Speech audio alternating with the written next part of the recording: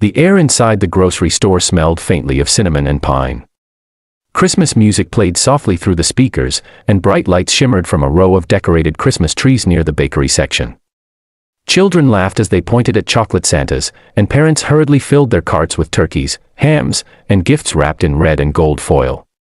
But not everyone in the store was filled with joy that evening. Near the fruit section, a young woman knelt down beside a little boy. Her clothes were worn, her coat missing a button, and her eyes looked tired, though she forced a smile for her son. "Maybe next Christmas, okay," she whispered, her voice cracking as she tried to keep her composure. The boy nodded, though disappointment clouded his face. He had been staring at the frozen turkey in the store freezer, the one with the golden label, the one his mom said they couldn't afford this year. It wasn't just about the turkey, it was about the feeling of a normal Christmas, something they hadn't had in a long time. A few aisles away, a man in a tailored suit was pushing his cart, distractedly scrolling through his phone. His name was Ethan Blake, a self-made millionaire known for his booming construction business. He looked like someone who had everything: the house, the cars, the respect, but inside, he carried a loneliness that success couldn't fill. His wife had passed away years ago, leaving him to raise their only son, Oliver, on his own.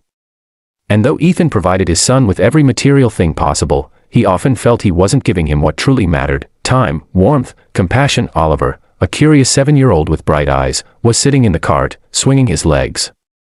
He looked around the store, humming softly to the Christmas tune. Then, suddenly, his attention shifted. He saw the woman kneeling near the turkey freezer, holding her son's hands. The boy looked about his age, but his clothes were old, his shoes scuffed.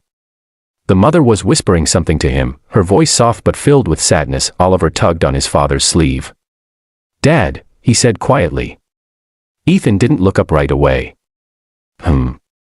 "Dad, that lady over there, she can't buy a turkey," Oliver said, his tone serious now. "The little boy wanted one, but she said they can't afford it."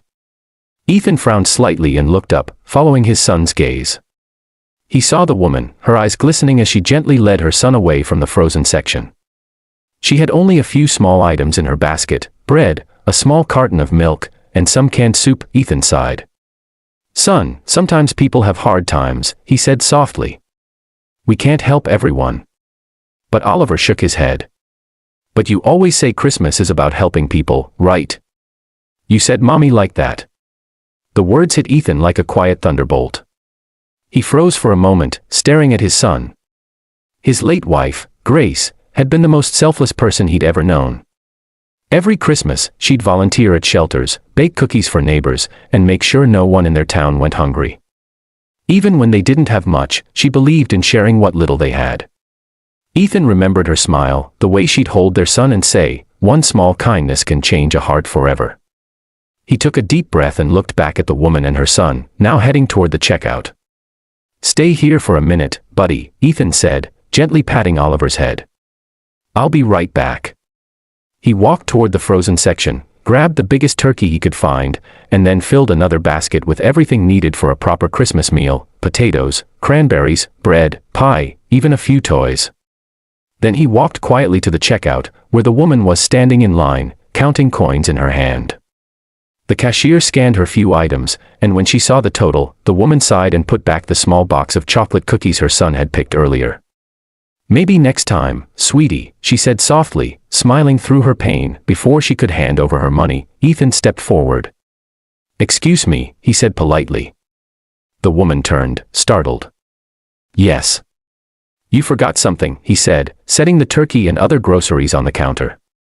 "These are yours." Her eyes widened in confusion.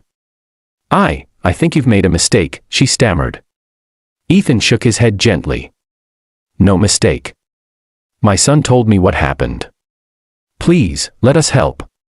Merry Christmas." The woman blinked rapidly, speechless. "Sir, I can't accept this," she whispered, her voice trembling. "You don't have to," he said with a kind smile. "Just promise me you'll have a beautiful Christmas with your boy." Tears filled her eyes as she looked down at her son, who now clung to her arm with joy lighting up his face. The cashier, moved by the gesture, smiled warmly and helped pack the bags.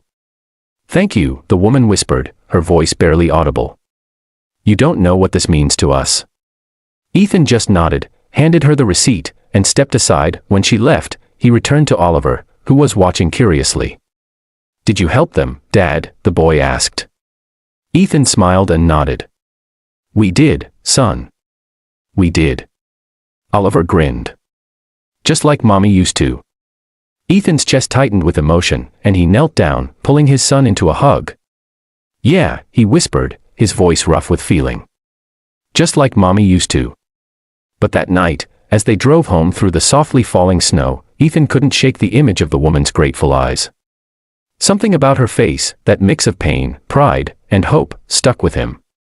He had seen hundreds of people in his life, but her expression was different.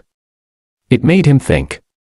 How many others in their town were quietly struggling while he lived comfortably behind tall walls and iron gates? When they reached home, Oliver ran upstairs, excited to wrap gifts for his friends. Ethan stood by the window, staring out into the snowy night. Christmas lights blinked across the city, but inside him, something deeper flickered, a sense of purpose he hadn't felt in years.